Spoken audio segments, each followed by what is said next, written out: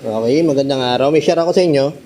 Wigo po ito. Bali, naging suki na namin sila, madam. Gawa na nagkaroon ng issue to dati. Umiilaw yung ABS. Gustong papalitan ng ABS module. Tapos, nung dinala rito, bearing lang pinalitan namin. Naging solved na. Kaya, sabi ni ma'am, dito na raw siya. Tiwala na sa amin. Actually, iniwan niya na nga eh. Tapos, nagkaroon issue po ito. Nag-overheat siya. Ngayon, nag-overheat siya. Tapos, pagdating dito ni ma'am, gumagana naman yung motor. Ayan. Yung radiator fan motor. Marami po kasing pwedeng pagmulan yan eh. Radiator fan motor. Ingay nung ano niya.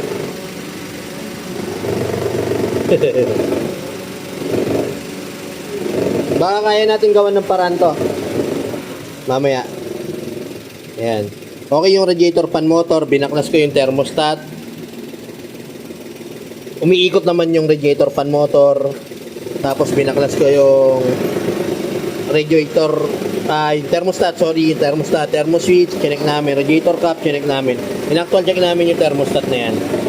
Para ako sure kasi sabi ko gumagana ng fan. Pero may napansin ako, mahina yung buga niya. Okay? So, sabi ko kay ma'am, kaya wala namang iba, inis ka namin, wala namang trouble code. So, ito yung naging findings ko. So, ito po yung naging findings ko. Makakalog na.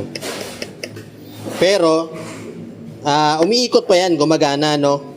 So, ang ibibigay ko sa inyong tip, i-share ko lang sa inyo, hindi po porkit umiikot tong motor na to, ay okay pa. Kasi minsan, nung pag umina na po yung ikot niyan, palitin na rin. So, magkukos na rin siya ng overheating, engine overheat. Marami kasi pwedeng panggalingan, thermostat, thermo switch, coolant leak, maraming pwedeng panggalingan, cylinder head gasket. Kaya, kumbaga, step by step. Kaya ito yung nakita natin. Yung pan niya. Ngayon, pag-check ko kanina, ni-road test ko, inoobserbahan ko na muna. Iba yung yung buga niya rito, mahina talaga. So, dapat kasi yung ikot niyan, papunta ron. Papunta lagi sa engine, hindi papunta rito. Sabi ko, mahina tong pan na to. Ngayon, sabi ko, nag-decide ako kay ma'am. Sabi ko, ma'am, palitan po natin ng radiator fan motor. Ito, lakas na ng kalog. Ayan. Magkukos po ng overheating issue yan pag mahina na yung buga. So, hindi ibig sabihin po, yung motor, ito kasi, malalaman mo siya kung sira pag hindi na umandar. Tapos kakatukin mo, aandar, magiging okay na ulit. Hindi naman siya mag-overheat, tapos mag-overheat ulit. Tapos, yun nga, nagiging mahina or malaki yung kalog dito. May bearing din po kasi, pag nasira na rin bearing, palitin na rin. So, nagkukos rin ng hina. Ayan lang, puro carbon na nga. May carbon brush po sa loob niyan. Alam ko may nagre-repair din ito mga ganito.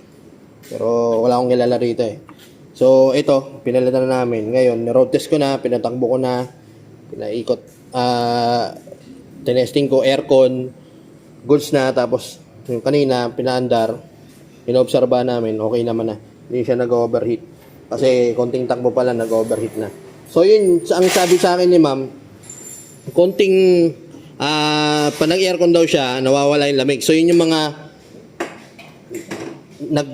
senyales o sintomas na overheating kayo, engine overheat na dahil nawawala yung aircon. Dahil po ito na sa radiator fan. Yung dati kasi, mga sinauna, dalawang fan yan. Isa iwalay sa radiator, iwalay doon sa aircon. Kaya kahit mawala yung fan pag nawala yung aircon ninyo, posible yung yung aircon lang mawawala. Kasi makakatakbo kayo, hiwala yung pan Makakatakbo kayo ng hindi mag-overheat. Same lang din naman dito. Bawa nawala yung aircon ninyo, patayin nyo na muna yung aircon. Huwag na muna kayo mag-load. Pwede pa kayo makausad kung umaandar yung pan. Pero meron talagang busted na kahit mapa-on yung aircon or off yung aircon, hindi na talaga siya umaandar. Kasi minsan, pag naka-off yung aircon, umaandar to. So, na po kasi ito pinag-isa na, hindi na dalawang fan. Pinag-isa nila yung motor. Para na sa condenser, para na rin sa radiator. Ayun. Kaya pag nawala po yung lamig ng aircon ninyo, tingnan nyo muna, baka sintomas yun na nag-overheat. So, ito, problem solved na. Salamat po kayo, ma'am. Tiwala, ayan.